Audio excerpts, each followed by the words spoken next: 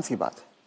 तो अब जो आदमी 75 का हो गया, उसने खुद अपनी लंबी उम्र की तैयारी ही नहीं करी, और जब उसने कोई तैयारी खुद नहीं करी है तो उसका परिवार या उसके समाज उनको कैसे तैयारी, वो कैसे तैयारी करेंगे? तो आपका ये कहने का मतलब है कि पहले तो शायद वो 60 साल तक जीता तो बहुत बड़ी बात थी, तो जब तक वो कमा रहा था वो जी रहा था, अब वो 80 साल तक जी रहा है। तो इसके जो परिणाम है वो भी इकोनॉमिक एंगल मुझे समझाइए।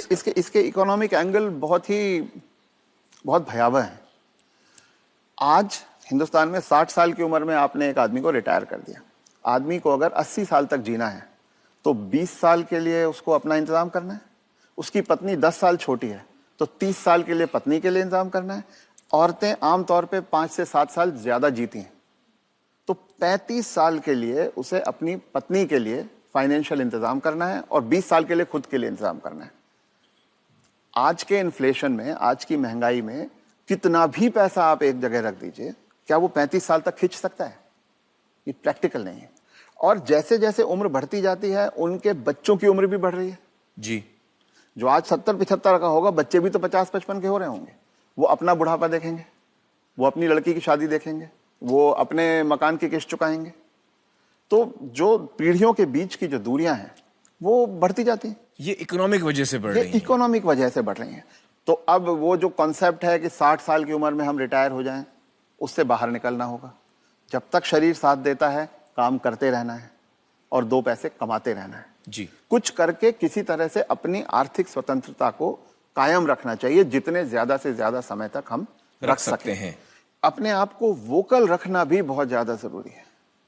अगर मेरी परवाह मेरे परिवार वाले नहीं कर रहे हैं और अगर अड़ोसी पड़ोसी इस बात को जान जाएं तो कोई भी बुजुर्ग कभी भी किसी परेशानी का सामना नहीं करता, क्योंकि तो चुप ना रहें। रथ साहब ये कह रहे हैं कि चुप ना रहें। अगर आपके बच्चे आपके साथ व्यवहार ठीक नहीं कर रहे हैं, सबको बताएं। तो आप सबको बताएं जी।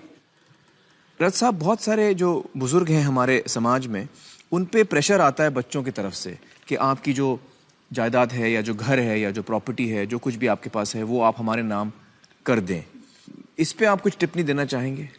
पहला ये कि किसी भी हालत में आपके पास जो भी धन संपदा है, जो भी आपके पास आर्थिक साधन है, वो जब तक आप और आपकी पत्नी जीवित हैं किसी और के हाथ नहीं जाना चाहिए। कितना भी प्यार करते हो, किसी के नाम पे नहीं जाना किसी चाहिए। बच्चे, किसी बहू, किसी पोते, किसी के नाम पे ना जाए, कितना भी आप प्यार करते हो। क्योंकि जब तक अगली पीढ़ी को पिछली पीढ़ी का सामान कुछ मिलता नहीं है तब तक वो उनकी इज्जत करते रहते हैं। वो हाथ पांव भी दबाएंगे, वो अस्पताल भी ले जाएंगे, वो दवा दारू भी करेंगे। और वो ही माँ बाप सबसे ज्यादा सफर करते हैं जो अपने प्यार के कारण उमड़ते चले जाते हैं। मेरा बेटा, मेरी बेटी, मेरी बहू, मेरा पोता, जो ये मेरा मेरा करना जिसने शुरू किया, बस वहीं से उनके दुर्गति के दिन शुरू हो जाते हैं। इसलिए सबको ये ध्यान रखना चाहिए कि कुछ भी हो जाए, कोई प्रलोभन आए, कोई इमोशनल ब्लैकमेल हो, कुछ हो, उन्हें अपने पास अपनी चीज को रखना चाहिए। उन अपने बच्चों से शेयर करें तो अपनी मन की खुशी को शेयर करें, अपने पैसे को शेयर ना करें। जी।